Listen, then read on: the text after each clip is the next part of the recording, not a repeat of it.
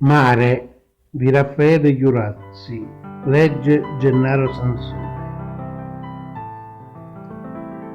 Addurava di frescura mattutina, di frescura salata, penetrante, e l'acqua mi pareva una vetrina piena di corallo, di perle e brillante. Mi parevano i veli scelle aperte, cusute con la gente in piano vela, come svolazzi di sedere e coperte, e nuvole sfilavano per il cielo. Partennero Vesuvio che fumava, l'arcobaleno disegnata e chiara, un coppo celeste, chiara, accarezzata.